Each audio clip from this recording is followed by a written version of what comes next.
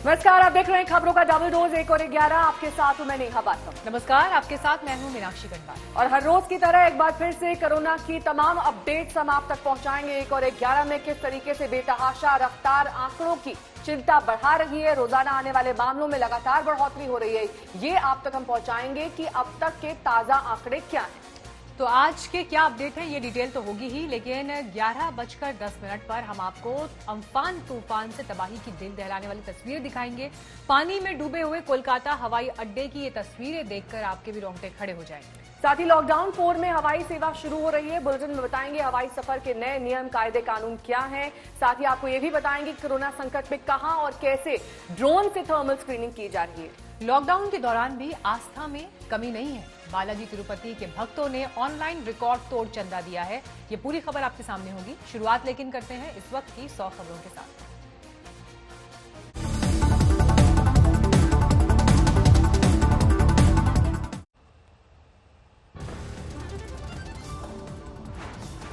Kolkata airport पर दिखा तूफान का कहर, चारों तरफ भर गया पानी। एयर इंडिया का हैंगर पानी में डूबा, पानी में खड़े दिखाई दिए जहाज। तूफान की वजह से बंद कर दिया गया एयरपोर्ट, तेज हवाओं से नुकसान। हावड़ा शहर में तूफान के बाद पानी, जेसीबी की मदद से काटे जा रहे हैं सड़क पर गिरे पेड़। ओडिशा के केंद्रपाड़ा में तूफान से बर्बादी, एनडीआरएफ की टीम साफ कर रही है सड़क। पश्चिम बंगाल में दिख रहा है महातूफान अम्फान का कहर, हावड़ा में एक स्कूल की इमारत की छत उड़ी। तूफान के गुजरने के बाद कोलकाता में दिखी तबाही, बसों पर गिरे पेड़। रिहायशी इलाकों में तूफान ने मचाया कहर, पेड़ गिरने से दब गई कई कारें। पेड़ के साथ गिर गए बिजली के तार, कई इलाकों में सड़क जाम। शहर में कई जगहों पर उखड़े पेड़, तेज हवाओं ने गिराए खंभे।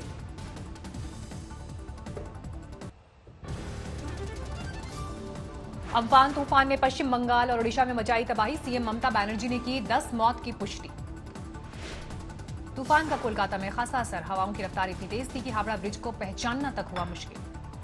तूफान से निपटने के लिए मुस्तैद रही एनडीआरएफ की टीम, पश्चिम बंगाल में 19 और ओडिशा में 20 टीम की तैनाती।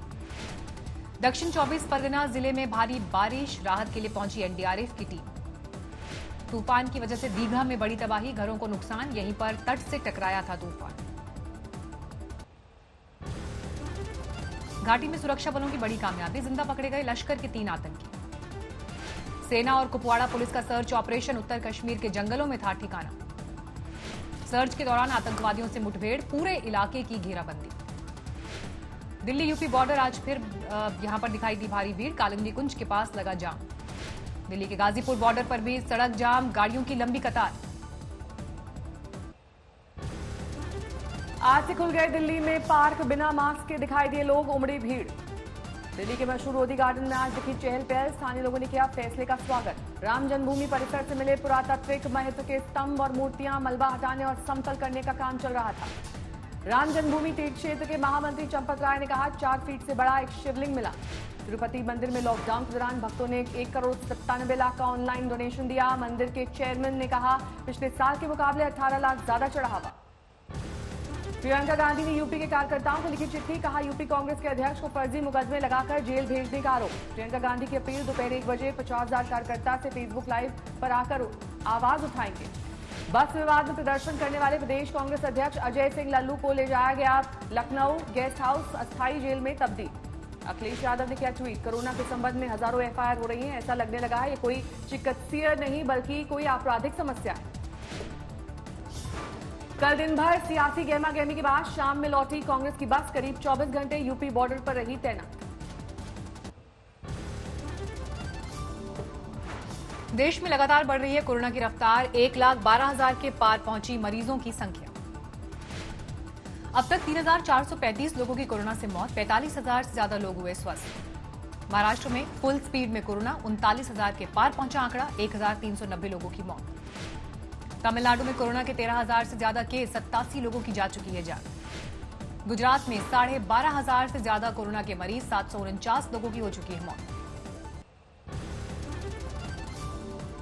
दिल्ली में कोरोना के 11,000 से ज्यादा मामले, अब तक 176 लोगों की मौत। उत्तर प्रदेश में कोरोना के 321 नए मरीज मिले, कुल मरीजों की संख्या 5,000 के पार, 127 की मौत। मुंबई में जारी है कोरोना का कोहराम, 24,118 मामले सामने आए, 841 की गई जान। अब भी कोरोना का हॉटस्पॉट बना हुआ है अहमदाबाद, 8,000 से ज्यादा कोरोना केस। औद्योगिक नगरी सूरत में भी बढ़ा कोरोना का प्रकोप, 1,000 से ज्यादा कोरोना के मामले। पटरी पर लौटने लगी है जिंदगी, देश में हवाई सेवा आपको हरी झंडी। 25 मई से शुरू होंगी घरेलू उड़ानें। आज डीडीसीए के एयरलाइंस के साथ बैठक। सोशल डिस्टेंसिंग के नियम के तहत होगी मुसाफिरों की आवाजाही। केंद्रीय उड्डयन मंत्री बोले, राज्यों से बातचीत के बाद लिया गया फैसला। घरेलू उड़ानें शुरू करने के लिए जारी की गई गाइडलाइंस। यात्रियों को 2 घंटे पहले एयरपोर्ट पहुंचना होगा। सभी यात्रियों के मोबाइल में आरोग्य सेतु ऐप जरूरी। यात्रियों का सामान भी होगा सैनिटाइज। लॉकडाउन के बीच रेलवे का बड़ा फैसला, 1 जून से रोजाना चलेंगी 200 ट्रेनें। ईस्ट चंपारण में क्वारंटीन सेंटर से 100 प्रवासी मजदूर भागे, बदइंतजामी से थे परेशान। दिल्ली के आनंद विहार बस अड्डे के करीब लगा जाम, इलाके में पुलिस की बैरिकेडिंग की वजह से दिक्कत। दिल्ली के पटपड़गंज में प्रवासी मजदूरों की 4 किलोमीटर लंबी लाइन, घर जाने के लिए कर रहे हैं ट्रेन का इंतजार। पंजाब में प्रवासी मजदूर की हालत खराब, ट्रेन चलने की उम्मीद में दूसरे जिलों के प्रवासी मजदूर आ रहे हैं लुधियाना। कोझिकोड में लंबे वक्त के बाद आखिर सैलून खोले गए, बाल कटवाने के लिए लगी भीड़। हाजीपुर में खुले आसमान के नीचे चल रहे क्वारंटीन सेंटर पर आज तक की खबर का असर, प्रशासन की टीम ने मजदूरों को किया शिफ्ट। पंजाब में फंसे कानपुर के प्रवासी मजदूरों ने आकर बताया दर्द, सरकारी इंतजाम न होने पर 3,000 किराया देकर लौटे घर। महोबा में मजदूरों को हादसों से बचाने की मुहिम, मजदूरों को ले जा रहे वाहनों को एक साथ राज्य का बॉर्डर पार कराया जाएगा, पीछे चलेंगी पुलिस की 2 गाड़ियां। 2 स्पेशल ट्रेन से 1,600 प्रवासी मजदूर राजस्थान के जालौर पहुंचे, दक्षिण भारत के शहरों में फंसे थे। मजदूरों को बसों से लाने में टूटते दिखे सोशल डिस्टेंसिंग के नियम, अलीगढ़ में दिखी मजदूरों से भरी बस। बड़वानी में महाराष्ट्र से एमपी आई प्रवासी महिला मजदूर ने दिया बच्चे को जन्म, वक्त पर एसडीएम ने अपनी गाड़ी से भिजवाया अस्पताल। इंदौर में प्रशासन ने दी ग्रामीण इलाकों में शराब की दुकानें खोलने की इजाजत, कोर्ट में भी याचिका। गुरुग्राम में दुकानों के लिए जारी नई एडवाइजरी, 3 कैटेगरी बनाई गई, अलग अलग वक्त पर खुलेंगी दुकानें। रांची में अब स्कूल्स को खोलने की तैयारी, 1 जून से सभी स्कूल खुलेंगे, पढ़ाई के लिए बढ़ेगा 2 घंटे का वक्त। औरैया में गेस्ट हाउस में क्वारंटीन किए गए मजदूर भागे, 1 किलोमीटर पीछा करने के बाद सरकारी टीम ने पकड़ा। आजमगढ़ में बच्चे को ऑनलाइन पढ़ाने के लिए फोन देना पड़ा महंगा, हैकर्स ने बच्चे को उलझाकर खाते से किए 8 लाख पार। दिल्ली के मधु विहार में मामूली बात पर 2 गुट जमकर भिड़े, किया पथराव, कई महिलाएं घायल।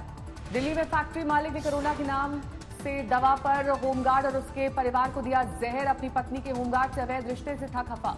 दिल्ली के रोहिणी में एक निर्माणाधीन इमारत का हिस्सा गिरा, कोई हताहत नहीं। बागपत में फल कारोबारी को हुआ कोरोना, पूरी कॉलोनी सील। एमपी में पूर्व सीएम कमलनाथ में मंत्री रहे आधा दर्जन मंत्रियों के घर सील, पिछले हफ्ते दिए गए थे घर खाली करने के नोटिस। दिल्ली के सरोजनी नगर में बुजुर्ग की जलने से मौत, चाय बनाते वक्त कपड़े में लगी आग।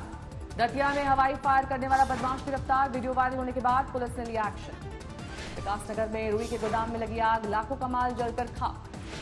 छत्तीसगढ़ में 2 कुख्यात तस्करों से 125 हीरे बरामद, महीने में तीसरी बार हीरो की बरामदगी।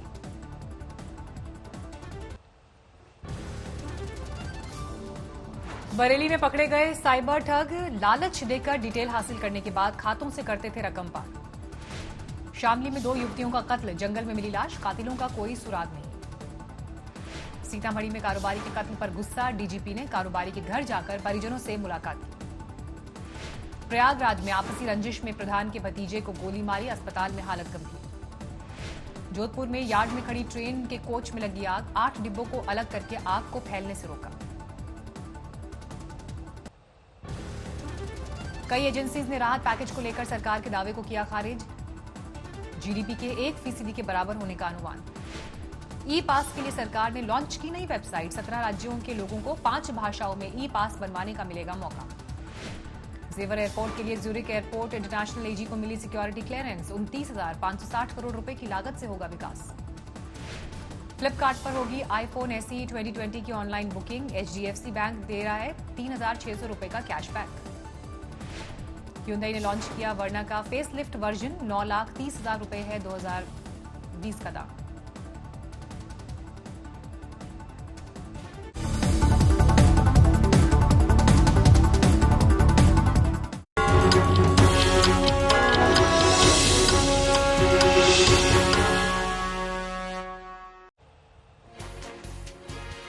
मीनाक्षी, सबसे पहले बात चक्रवाती तूफान अम्फन की करेंगे, जो कल अपना कहर दिखा चुका है। 160 से 180 किलोमीटर प्रति घंटे की रफ्तार वाले इस तूफान ने पश्चिम बंगाल और ओडिशा के कई इलाकों में भीषण तबाही मचाई है। हम आपको एयरपोर्ट की भी तस्वीरें दिखाएंगे, किस तरीके से वहां पर पानी भर गया है। ये कोलकाता एयरपोर्ट की तस्वीर है। 10 से 12 लोगों के मारे जाने की खबर है। हालांकि अभी एग्जैक्ट नंबर कोट नहीं किया गया है सरकार की तरफ से, लेकिन इतना तेज ये तूफान कि जो हालात हुए। कोलकाता एयरपोर्ट की तस्वीर आप देखिए। कुछ देर पहले हमने कोलकाता एयरपोर्ट के डायरेक्टर कौशिक भट्टाचार्य से बात की। उनका ये कहना था कि जहां एयर इंडिया का हैंगर है, ये उस इलाके की तस्वीर आप देख रहे हैं जहां पर पानी भरा है, लेकिन एयरपोर्ट ऑपरेशनल है। और आज भी 2 रेस्क्यू फ्लाइट्स जो हैं वो यहाँ पर लैंड करेंगी। ये ऑपरेशनल है और 25 तारीख से, क्योंकि घरेलू उड़ानों को लेकर सरकार फैसला ले चुकी है, तो ऐसे में भी कोलकाता एयरपोर्ट फंक्शनल रहेगा, ऑपरेशनल रहेगा।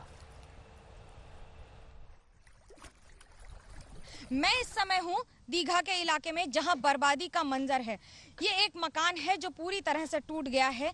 तबाही इस कदर हुई है कि जहां एक और टीन की शेड उड़ गई है, तो वहीं पत्थरों की बनी हुई दीवार टूट गई है और साथ ही साथ घर में घुसने का रास्ता तक खत्म हो गया है। रास्ता इस कदर खत्म हुआ है कि पेड़ के टूटने की वजह से और आसपास हुए नुकसान की वजह से अब परिवार खुद ही पेड़ काट के घर का रास्ता बना रहा है। स्थिति बद से बदतर हो चली है, क्योंकि एक और जहां पर कोरोना का कहर है, तो वहीं दूसरी ओर ये ध्यान में रखना कि सोशल डिस्टेंसिंग भी हो, तो वहीं साथ ही साथ लोगों के लिए मुश्किलें हैं कि इन चीजों को कैसे सामान्य करें। आपका घर है यहाँ पर, क्या क्या हुआ था, किस तरह से तबाही हुई और अभी क्या स्थिति है? कल तो बहुत जोर से झड़ हो रहा था और इतना गाछ हिल रहा था, वो डर से हम लोग घर में घुस गया था।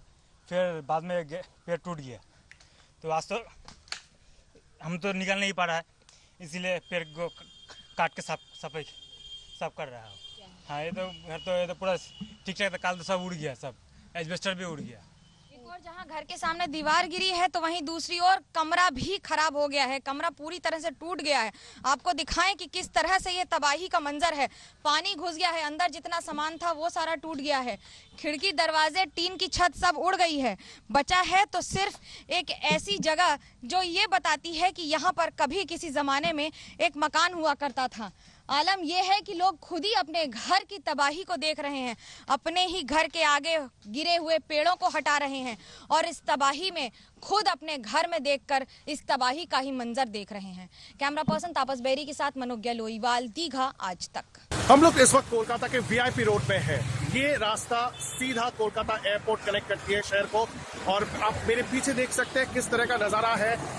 कल जिस तरह का तबाही पूरे शहर को देखने को मिला था, उसका जो सिंबल है, उसका जो साइन है, वो आज हम लोगों को देखने को मिल रहा है। जैसे कि सूरज उठ गया है, आप देख सकते हैं तबाही का जो कहर था, जो साइक्लोन का कहर था, वो अभी सामने आ रहा है। ये जो गार्डरेल्स है जिससे रास्ते को 2 लेन में बांटा जाता है, वो बिल्कुल उड़ गया है। और उसके साथ साथ जो ट्रैफिक के पोस्ट है, उसको आप देख सकते हैं किस तरह से गिरा दिया गया है इस हार्मफुल साइक्लोन की वजह से। आप देख सकते हैं इस वक्त जो है जेसीबी मशीन लाया गया है, क्योंकि जो पेड़ गिर चुके थे इस इलाके में। और ये बहुत ही एक इम्पोर्टेंट रास्ता है जो कोलकाता शहर को एयरपोर्ट के साथ जोड़ता है। उसको उसकी सफाई हो रही है, उसकी क्लियरेंस किया जा रहा है। जो म्यूनिसिपल ऑफिशियल्स हैं और जो वर्कर्स हैं, वो आके इस तरह का जो पेड़ है जो इस वक्त गिरा हुआ है, उसको साफ करने की कोशिश यहाँ पे में जुटे हुए हैं, क्योंकि ये रास्ता चालू करना, चालू रखना बहुत ही इम्पोर्टेंट है। उसके साथ साथ आपको दिखा दें, दूसरी तरफ यहाँ पे जितने भी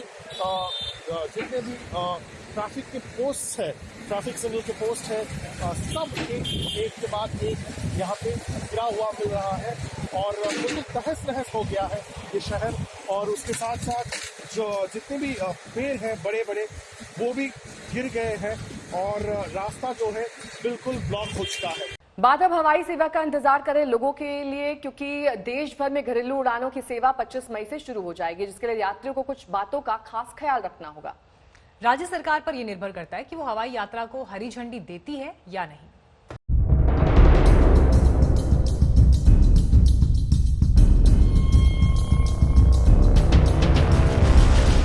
2 महीने बाद एक बार फिर हिंदुस्तान के आसमान पर हवाई जहाज उड़ने को तैयार है।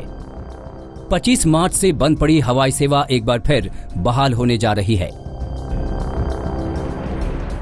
सरकार ने 25 मई से घरेलू हवाई सेवा को शुरू करने का फैसला किया है। सरकार का यह फैसला राज्य सरकारों के बात करने के बाद आया है। विमान कंपनियों और एयरपोर्ट अथॉरिटी को तैयारियां शुरू करने के लिए बोल दिया गया है। केंद्र सरकार ने देश के हर राज्यों में फ्लाइट भेजने को हरी झंडी दे दी है, लेकिन राज्य सरकारों को यह फैसला करना है कि वो अपने यहां उड़ानों को अनुमति देती है या नहीं। हमने स्टेट्स के साथ भी बात की, कई स्टेट्स हैं वो अभी खुश नहीं है, पर अभी हम शुरुआत जो है आहिस्ता करेंगे। ये नहीं कि पहले दिन सोमवार को 25 तारीख को ही सारी फ्लाइटें शुरू हो जाएंगी।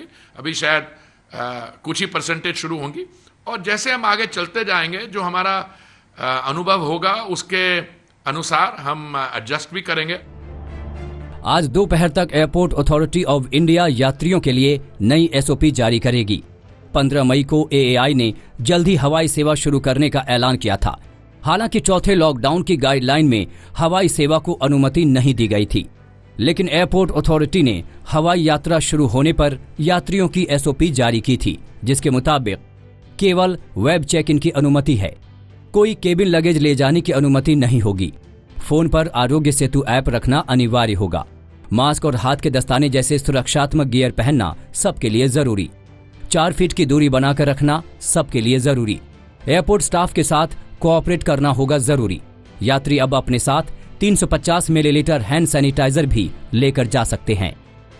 इस एसओपी को लेकर काफी मंथन हुआ, जिसमें कुछ बदलाव भी किए जाने वाले हैं। वहीं अंतर्राष्ट्रीय उड़ानों के लिए अभी यात्रियों को थोड़ा इंतजार और करना होगा।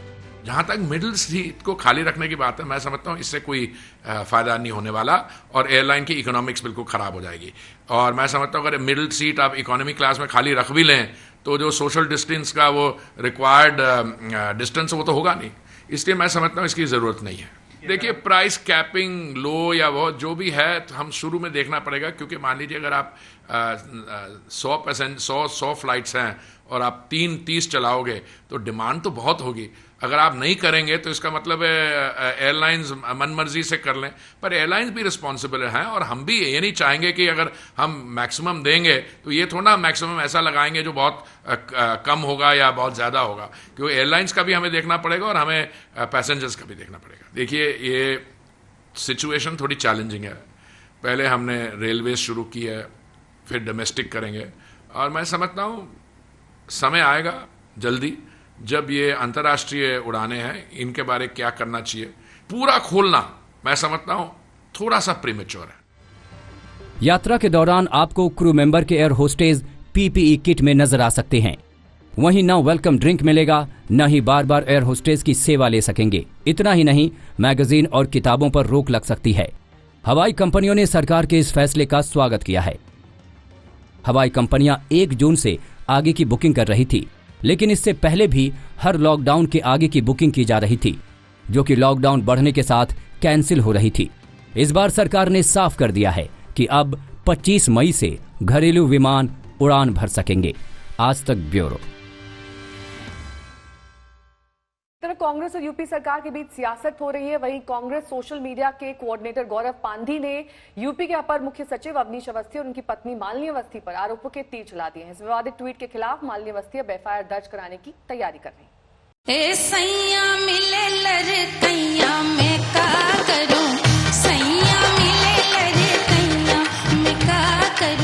एसीएस होम जो मेरे पति हैं और इस प्रदेश के बड़े जागरूक, जिम्मेदार, ईमानदार और बड़े कर्मठ अधिकारी माने जाते हैं, जिनकी ईमानदारी की मिसाल पूरे प्रदेश में दी जाती है। बहुत हो गया, मैं जवाब दूंगी।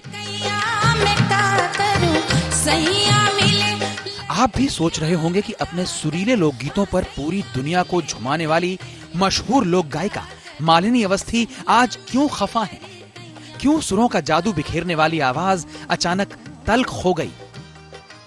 आप इतनी शर्मनाक एक बात कह रहे हैं कि हमारे बैंक बैलेंस चेक करने चाहिए, और ये कौन कह रहा है? जिनके बैंक बैलेंस तो सुप्रीम कोर्ट मांग चुकी है, उस दल के लोग मुझसे पूछ रहे हैं। तो बैंक बैलेंस का ऐसा हाल है कि पिछले 5 साल से इनकम टैक्स की ओर से मैं सिल्वर सर्टिफिकेट हर साल मुझे दिया जाता है। दरअसल कांग्रेस और यूपी सरकार के बीच चल रही सियासत में कांग्रेस के डिजिटल कम्युनिकेशन और सोशल मीडिया के नेशनल कोऑर्डिनेटर गौरव पांधी ने मालिनी अवस्थी का नाम घसीट लिया। उन्होंने मालिनी अवस्थी और उनके पति अवनीश अवस्थी की तस्वीर के साथ अपने एक ट्वीट में लिखा, यूपी के अपर मुख्य सचिव अवनीश अवस्थी बीजेपी के शाखा बॉय की तरह गरीब मजदूरों के खिलाफ काम कर रहे हैं, क्योंकि उनकी पत्नी मालिनी अवस्थी ने यूपी सरकार के लिए सैकड़ों शोज किए हैं और बीजेपी सरकार से करोड़ों रुपए कमाए। उनके बैंक अकाउंट देखकर आप चौंकेंगे नहीं। इस ट्वीट से आहत मालिनी अवस्थी ने गौरव पांधी को जवाब देते हुए ट्वीट किया, अपनी इस बात का प्रमाण दो या फिर वैधानिक कार्रवाई के लिए तैयार रहो गौरव गांधी। इस स्त्री के 48 वर्षों के परिश्रम को दुर्भावना से देखने वाले तुम्हारी घिनौनी राजनीति के तरकश में तीर कम पड़ गए तो इस नीचता पर उतर आए। मेरे पति के चरित्र और ईमानदारी की मिसाल पूरे प्रदेश में दी जाती है।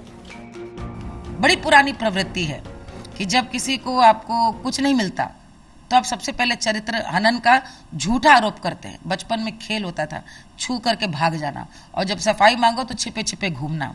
ये वही है। मुझे आश्चर्य इस बात पे है कि चूंकि ट्विटर हैंडल आधिकारिक है जैसा आपने बताया और उसमें लिखा हुआ है कि उनका सोशल हैंडल देखते हैं, उन्हीं के दल के बहुत सारे लोगों ने उनकी आलोचना की है और खुल करके इस बात को कहा है कि इस प्रकार के ट्वीट से बचना चाहिए।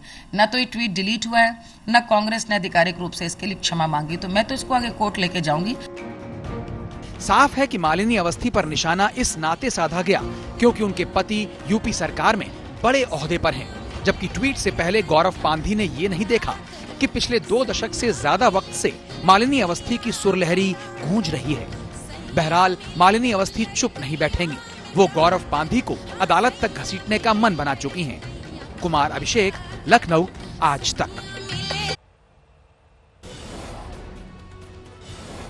कोलकाता एयरपोर्ट पर दिखा तूफान के बाद का मंजर, पानी में डूबे दिखे सैकड़ों विमान। कोलकाता एयरपोर्ट पर कई फीट तक भरा पानी, हैंगर को पहुंचा नुकसान। कोलकाता में कई जगहों पर गिरे पेड़, बस और कार दबे। पश्चिम बंगाल में दिख रहा है महातूफान अम्फान का कहर, हावड़ा में एक स्कूल की इमारत की छत उड़ी। तूफान का कोलकाता में खासा असर रहा, हवाओं की रफ्तार इतनी तेज कि हावड़ा ब्रिज को पहचानना हुआ मुश्किल।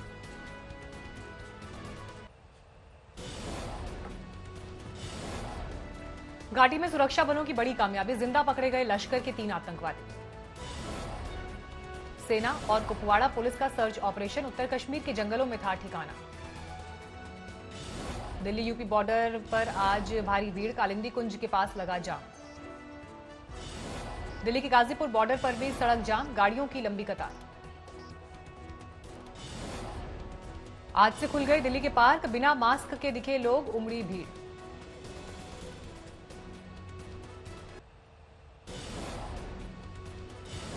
श्री राम जन्मभूमि परिसर में मिले पुरातात्विक महत्व के स्तंभ और मूर्तियां, मलबा हटाने और समतल करने का चल रहा था काम। श्री राम जन्मभूमि तीर्थ क्षेत्र के महामंत्री चंपत राय ने कहा 4 फीट से बड़ा एक शिवलिंग मिला। प्रियंका गांधी ने यूपी के कार्यकर्ताओं को लिखी चिट्ठी, कहा उत्तर प्रदेश कांग्रेस के अध्यक्ष को फर्जी मुकदमे में फंसाकर जेल भेजने का आरोप। प्रियंका गांधी की अपील, दोपहर 1 बजे 50,000 कार्यकर्ता से फेसबुक लाइव पर आकर आवाज उठाएं। कल दिन भर की सियासी गहमागहमी के बाद शाम में लौटी कांग्रेस की बस, करीब 24 घंटे यूपी बॉर्डर पर फंसी रही।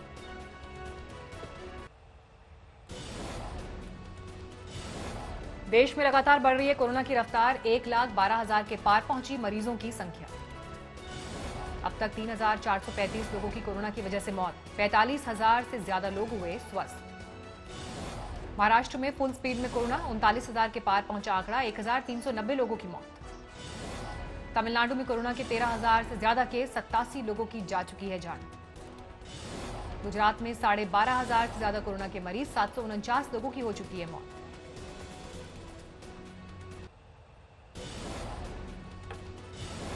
पटरी पर लौटने लगी जिंदगी, देश में हवाई सेवा को हरी झंडी, 25 मई से बहाल होंगी घरेलू उड़ानें, डीजीसीए की एयरलाइंस के साथ बैठक। सोशल डिस्टेंसिंग के नियम के तहत मुसाफिरों की आवाजाही केंद्रीय उड्डयन मंत्री बोले, राज्यों से बातचीत के बाद लिया गया फैसला। लॉकडाउन के बीच रेलवे का बड़ा फैसला, 1 जून से रोजाना चलेंगी 200 ट्रेन। आज सुबह 10 बजे से शुरू होगी बुकिंग। ईस्ट चंपारण में क्वारंटीन सेंटर से 100 प्रवासी मजदूर भागे, बदइंतजामी से थे परेशान। दिल्ली के आनंद विहार बस अड्डे के करीब लगा जाम, इलाके में पुलिस की बैरिकेडिंग की वजह से दिक्कत।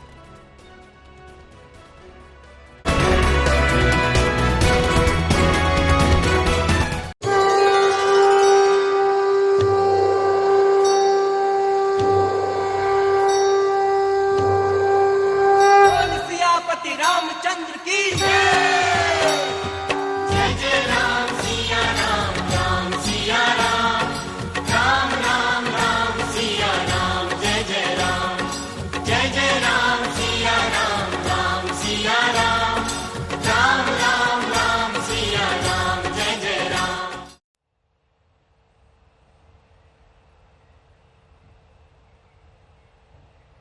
अयोध्या आपको लिए चलेंगे क्योंकि वहां श्री राम जन्मभूमि की जमीन को समतल करने के दौरान धार्मिक महत्व के कई अवशेष बरामद किए गए हैं। ये ऐसे अवशेष हैं जिनसे अयोध्या में राम मंदिर की मौजूदगी के दावे को मजबूती मिल सकती है। तस्वीरें आपको हम दिखा रहे हैं। मंदिर के जो सबूत मिले हैं इनमें स्तंभ हैं, खुदाई अभी जारी है और इस दौरान कुछ खंडित मूर्तियां भी मिली हैं, कुछ चिन्ह दिखाई दिए हैं वहां से जो मिले हैं अवशेष। इन सभी का पुरातात्विक और धार्मिक महत्व अपने आप में।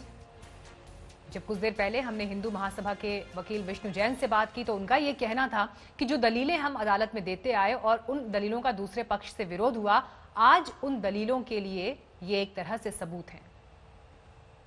राम श्री राम, राम श्री राम। अयोध्या में राम जन्मभूमि की जमीन को समतल करने का काम शुरू हुआ तो खुदाई में कई धार्मिक महत्व के अवशेष मिले। श्री राम जन्मभूमि तीर्थ क्षेत्र के महामंत्री चंपत राय से सुनिए राम जन्मभूमि से मलबा हटाने और जमीन को समतल करने के दौरान क्या क्या मिला। ढांचे के मलबे में दबे हुए काले कसौटी पत्थर के 7 खंबे हमको प्राप्त हुए हैं। इसके अतिरिक्त भी अनेक पत्थर के, बलुआ पत्थर के नक्काशीदार अंग हमको मिले हैं और नीचे जाने पर एक शिवलिंग प्राप्त हुआ है जो लगभग 4 फीट 11 इंच लंबा है और जिसकी परिधि 42 इंच की है। बोल सियापति रामचंद्र की जय। अयोध्या में राम जन्मभूमि पर पिछले 10 दिनों से जमीन को समतल करने का काम चल रहा है। ट्रस्ट के मुताबिक कामगारों को कुबेर टीला के पास शिवलिंग मिला है। एक और शिवलिंग मंदिर के दूसरे हिस्से में भी मिला है। एक बार फिर आपको बताते हैं अयोध्या में क्या क्या मिला। देवी देवताओं की मूर्तियां, पुष्प कलश, आमलक, दुर्लभ कलाकृतियां, मेहराब के पत्थर, ब्लैक टच स्टोन के 7 स्तंभ, रेड सैंड स्टोन के 6 स्तंभ, 5 फीट ऊंचा नक्काशी युक्त शिवलिंग। अयोध्या विवादकांत हो चुका है। सुप्रीम कोर्ट का फैसला आ चुका है। राम मंदिर के निर्माण की तरफ कदम बढ़ चुके हैं और शुरुआती पड़ाव में ही धार्मिक महत्व के कई अवशेष मिले हैं। ये सबूत आस्था को मजबूत करने वाले हैं। रामलला के भक्तों को अब जल्द से जल्द मंदिर निर्माण का इंतजार है। अयोध्या से कुमार अभिषेक के साथ आज तक ब्यूरो। और दिल्ली का रुख करेंगे जहां पर आज से सार्वजनिक पार्क खोल दिए गए हैं। दिल्ली वालों के लिए राहत और रियायत दोनों है। हालांकि इस छूट के साथ ही पार्क में लोगों की भीड़ दिखाई दी। सोशल डिस्टेंसिंग की पाबंदी भी टूटती हुई इस वक्त नजर आई।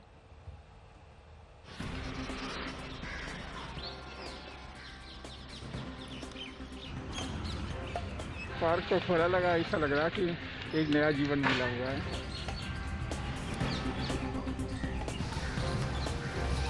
बहुत फर्क है। इनफैक्ट आई मस्ट से कि social distancing much and we are feeling very great.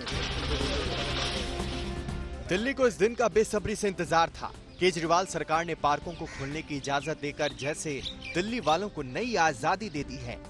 पिछले काफी समय से बंद था लॉकडाउन की वजह से, जिसकी वजह से लोग एक्सरसाइज यहाँ पर आकर नहीं कर पा रहे थे। लेकिन अब स्वरूप बदल गया है और ऐसे में लोग जो है लगातार अब यहाँ पर आना शुरू हो गए। इसके साथ न सिर्फ लोधी गार्डन बल्कि नेहरू पार्क, इसके अलावा तालकटोरा जो गार्डन है वो भी ओपन हो गया है।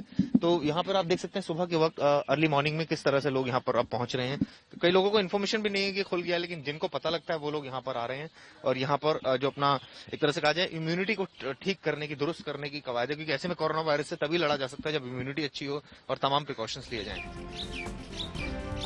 तो दिल्ली के सार्वजनिक पार्क आज से गुलजार हो गए हैं। तंदुरुस्ती के कायल लोगों की बड़ी संख्या पहले ही दिन पार्कों में जुटने लगी है। लोग टहल रहे हैं, फर्राटा भर रहे हैं, खुली हवा में सांस लेने के इस मौके को पूरी तरह जी लेने में लगे हैं। इसी के साथ जीने की आदत डालनी ही पड़ेगी और इसी में ही बेहतरी है सबकी। और बल्कि मैं तो कहता हूं कि अपनी इम्यूनिटी को बढ़ाना चाहिए और एक्सरसाइज एक ऐसा माध्यम है जिससे हम अपनी इम्यूनिटी बढ़ा सकते हैं। मास्क लगाना बहुत कंपलसरी है और जरूर लगाएंगे, बाकी रनिंग करते हुए हटा देंगे। सैनिटाइजर हाथ में लेके चलेंगे, जैसे कि हाथ टच करते हैं तो सैनिटाइजर लगाना जरूरी है। उसके बाद में एक्सरसाइज के बाद में सैनिटाइज करो, मास्क हटा के रनिंग करनी है, बाकी मास्क लागे चलो, क्योंकि जिंदगी तो बंद कमरों में चलेगी नहीं। हालांकि पार्क खोलने के फैसले के साथ ही दिल्ली सरकार ने कुछ शर्तें भी लगाई हैं। मसलन 65 साल के बुजुर्गों को घर से बाहर निकलने की अभी भी इजाजत नहीं है। मास्क और सोशल डिस्टेंसिंग के नियम कायदे आज भी लागू हैं, लेकिन कई जगहों पर इन नियमों की अनदेखी होती भी दिख रही है। कोरोना से जंग में अब सरकारों ने मान लिया है कि जब तक वैक्सीन का इजाद नहीं हो जाता, इस खतरनाक वायरस के साथ ही जीना होगा। तमाम राज्यों में इसलिए रियायतें दी जा रही हैं। नियमों में नरमी दिल्ली गाजियाबाद सीमा पर भी नजर आई। हिमांशु मिश्रा, दिल्ली आज तक। मीनाक्षी, और बात यूपी की करेंगे, जहां पर राजनीति में ही बसें अटक कर रह गईं। कांग्रेसी बसों को लेकर कोहराम अब भी शांत नहीं हुआ है, क्योंकि एक दिन पहले तमाम उठापटक के बीच सरकार ने बसों को लौटा दिया। इधर राज्य कांग्रेस अध्यक्ष को महामारी एक्ट और दूसरे मामलों के तहत जेल का रास्ता दिखा दिया गया। प्रियंका गांधी ने अपने कार्यकर्ताओं को चिट्ठी लिखकर तस्वीर साफ करने की कोशिश की है। प्रियंका ने लिखा है कि कांग्रेस ने प्रवासी श्रमिकों के लिए बसों का इंतजाम किया, लेकिन सरकार ने झूठे मुकदमे में राज्य कांग्रेस अध्यक्ष को जेल में डाल दिया। यूपी सरकार श्रमिकों के लिए बस, ट्रेन टिकट का इंतजाम करने वालों को जेल में डाल रही है। प्रियंका ने ये चिट्ठी में लिखा, साथ ही राजीव गांधी को याद करते हुए लिखा कि आज 1 बजे यूपी कांग्रेस के 50,000 कार्यकर्ता फेसबुक लाइव से राज्य के दमन का विरोध करेंगे।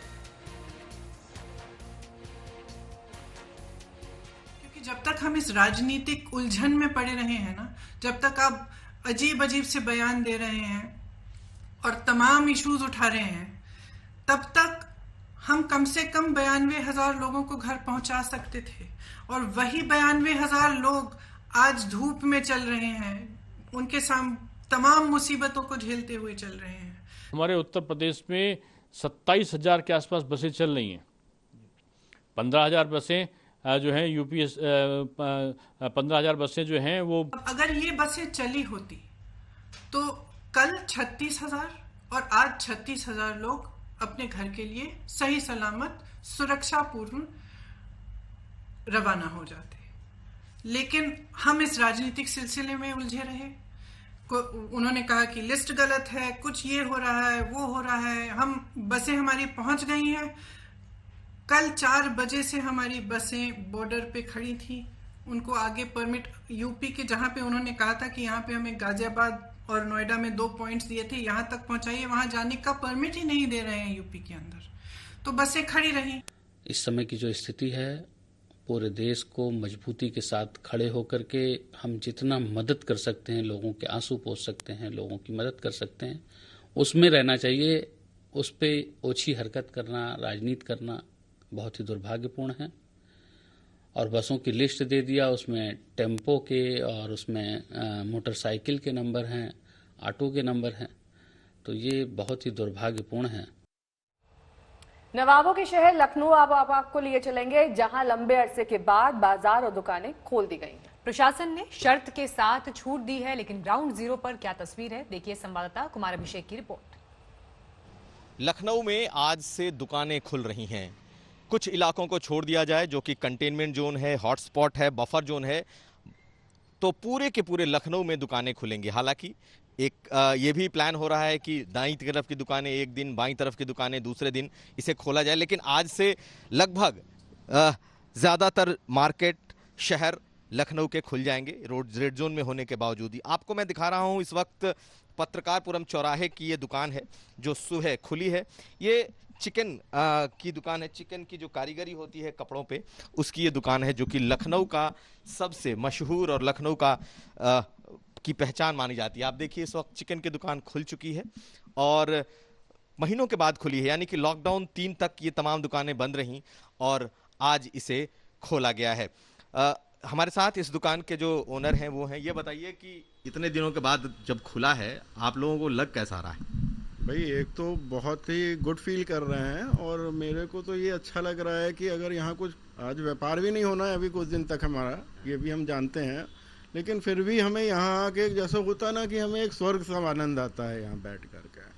और घर पे बैठे बैठे इतने लंबे समय तक के हम लोग अब इतना ऊब चुके थे कि हम तो ये चाहते हैं हम यहीं पर रहें अब इस समय, तो ऐसा ही फीलिंग है हमारी ये। और क्या तैयारी है आपकी? मैं प्रिपेयर्ड हूँ, मैंने ये सैनिटाइजर के लिए भी बोला रखा है एक को, और ये सैनिटाइज करने के लिए हाथ में ये मास्क, कस्टमर्स जो नहीं आते हैं ऐसे कि बिना मास्क के, और ग्लव्स भी रखे हुए हैं कि ग्लव्स का यूज करके सेफ्टी पॉइंट ऑफ व्यू से हम अपने प्रिपेयर्ड हैं पूरे। तो पूरी सेफ्टी। भारत में बेशक कोरोना के केस 1 लाख पार कर गए हैं, लेकिन ऐसा नहीं कि कोरोना के खिलाफ जंग में हमारा देश फिसल रहा है।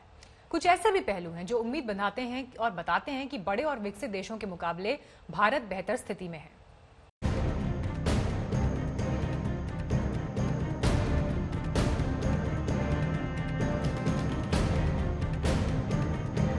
एक लाख से ज्यादा केस, 3300 से ज्यादा मौत।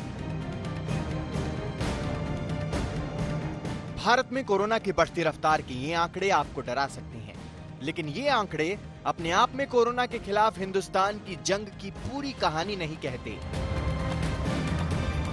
सरकार की माने तो कोरोना केस 1 लाख पार करने के बावजूद इस महामारी के खिलाफ भारत की जंग सही रास्ते पर है। Relatively, we were able to manage the situation well so far, though the challenge still continues. कामयाबी के इस दावे के पीछे आखिर क्या बात है? आइए आंकड़ों के जरिए ही इसकी पड़ताल करते हैं। सरकार के मुताबिक फिलहाल दुनिया में प्रति 1 लाख की आबादी पर 62 कोरोना केस हैं, जबकि भारत में आंकड़ा 7.9 का है। दुनिया में कोरोना से 1 लाख की आबादी पर मौत की दर 4.2% रही है, जबकि भारत में ये दर 0.2% है।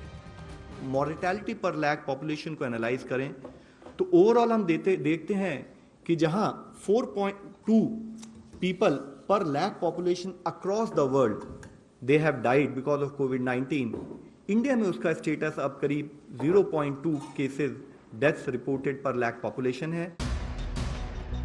आंकड़े की थोड़ी और पड़ताल करने पर कई और चौंकाने वाली जानकारी सामने आती है।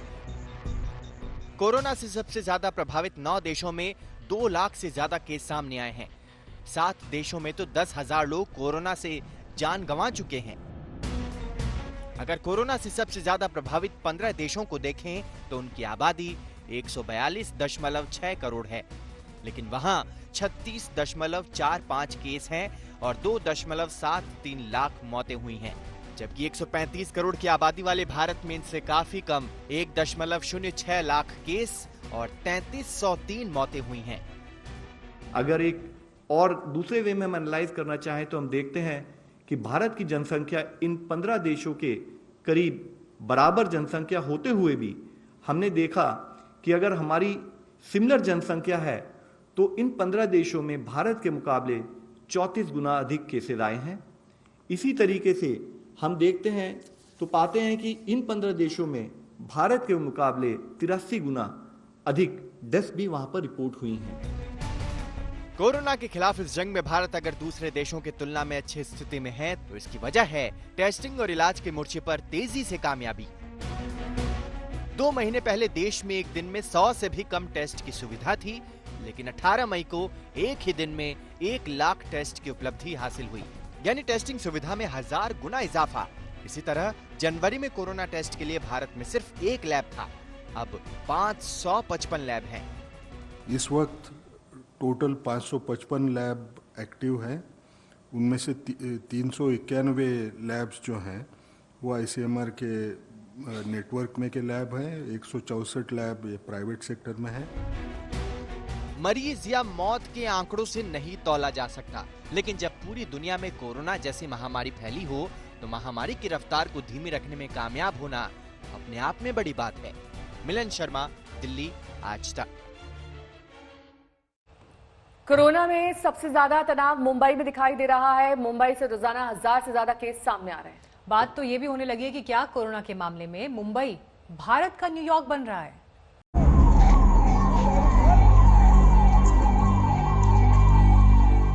आमतौर पर किसी शहर में ऐसा मंजर तब दिखता है जब कानून व्यवस्था का गंभीर संकट खड़ा हो गया हो,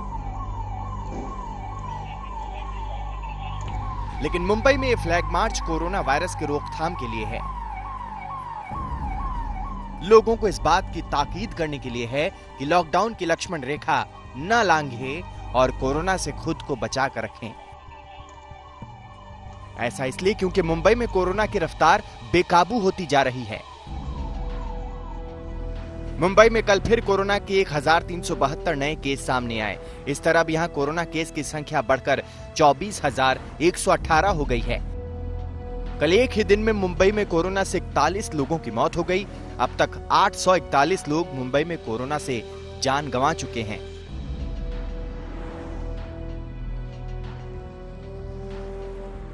मुंबई की वजह से महाराष्ट्र का आंकड़ा भी तेजी से बढ़ता जा रहा है। महाराष्ट्र में कल कोरोना के कुल 2250 मामले सामने आए। इस तरह यहां कोरोना केस 40,000 छूने को है। कल यहां 65 लोगों की कोरोना से मौत हुई, जबकि अब तक 1390 पूरे राज्य में कोरोना से जान गंवा चुके हैं। दरअसल मुंबई में कोरोना जिस रफ्तार से फैल रहा है, उससे अब बहस इस बात पर भी छिड़ गई है कि क्या सिनेमा और सपनों का ये शहर कोरोना मामले में भारत का न्यूयॉर्क बनने की राह पर है। हालांकि मुंबई के काफी कम आबादी के बावजूद न्यूयॉर्क 28,000 से ज्यादा लोगों की मौत का गवाह बन चुका है। If you don't do lockdown, the virus spreads exponentially. I gave you a number that's a shocking number: 40 days with full contact, and you get some number multiplied by 10 to the power of 17. More than the world's population by 100. यहाँ ये ध्यान देने की बात है कि दोनों शहर कोरोना चक्र के अलग अलग चरणों में हैं। लग रहा है कि न्यूयॉर्क ने कोरोना का सबसे खराब दौर देख लिया है, जबकि मुंबई में तेजी से आंकड़ा बढ़ रहा है।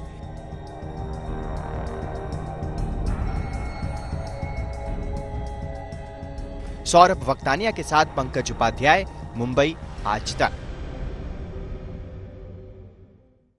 लखनऊ में आज से सैलून खोल दिए गए हैं। इन्हें कई शर्तों के साथ काम करने की इजाजत दी गई है। वह दिल्ली से सटे नोएडा में भी आज से बाजार में दुकानें खुली रहेंगी, लेकिन 50-50 फॉर्मूले के साथ। लखनऊ में करीब 2 महीने बाद आज सैलून खुलने की तैयारी है। वैसे तो उत्तर प्रदेश में 18 मई की रात को ही आदेश जारी करके सभी दुकानें खोलने की अनुमति दी जा चुकी थी, लेकिन लखनऊ के सैलून और पार्लर मालिकों के लिए अलग से आदेश जारी किया गया कि 21 मई यानी आज से वो भी काम शुरू कर सकते हैं। लिहाजा कल से ही नए तौर तरीकों के साथ ग्राहकों के स्वागत की तैयारियां शुरू कर दी गई हैं। ये हैं, हम इस वक्त लखनऊ के एक मेंस पार्लर में हैं और यहाँ पर किस तरह की तैयारी है, यानी कि जब लोग कल पहुंचेंगे तो अपना बाल और दाढ़ी कैसे बनाएंगे, हम आपको बताते हैं। देखिए, ये बाकायदा इस तरह की इन्हें शील्ड पहनेंगे, साथ साथ एप्रन पहनेंगे और 1 टाइम कटिंग शीट होगी जिससे ग्राहकों को पहनाया जाएगा। सैलून के लिए कुछ खास शर्तें रखी गई हैं, जैसे कि एक बार में एक ही शख्स सैलून के अंदर जा सकता है। सैलून मालिकों को सभी ग्राहकों के नाम और फोन नंबर का रिकॉर्ड रखना होगा और सैनिटाइजेशन का पूरा ध्यान रखना होगा। वहीं नोएडा में भी जरूरी सामानों के अलावा बाकी दुकानें खोलने को लेकर असमंजस था। बुधवार को जिला प्रशासन ने व्यापारी संगठनों के साथ बैठक करके स्थिति साफ की, जिसके बाद आज से दुकानें खुल सकेंगी, लेकिन शर्तों के साथ।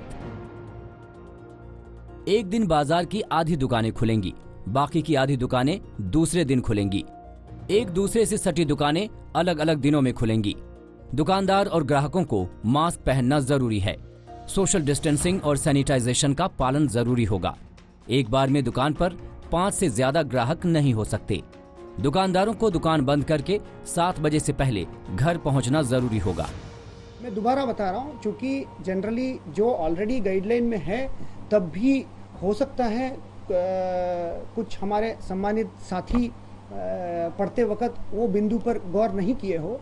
ऐसी समस्त गतिविधियां जो प्रतिबंधित अथवा नियंत्रित नहीं है वह अनुमन्य मानी जाएगी और इनके लिए पृथक से पास अथवा अनुमति की आवश्यकता नहीं होगी। नोएडा से भूपेंद्र चौधरी और लखनऊ से कुमार अभिषेक के साथ आज तक ब्यूरो। जब पूरी दुनिया में वायरस ने हाहाकार मचा रखा है तो फिर दवाएं ही उम्मीदों का सूरज बनकर रोशनी दिखाती हैं। भारत में अलग अलग वैक्सीन पर काम तो चल रहा है, लेकिन इस बीच आयुर्वेद की औषधियों पर रिसर्च और ट्रायल का केंद्र बन गया है।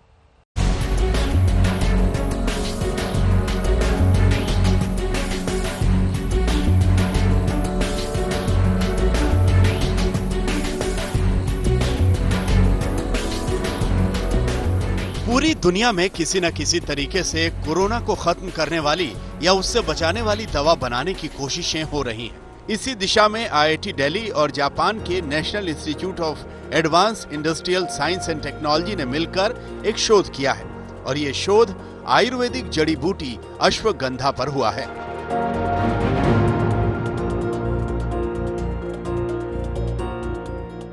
एक शोध के मुताबिक भारत में औषधीय गुणों की खान कही जाने वाली अश्वगंधा कोरोना संक्रमण के खिलाफ एक बहुत असरदार दवा बन सकती है।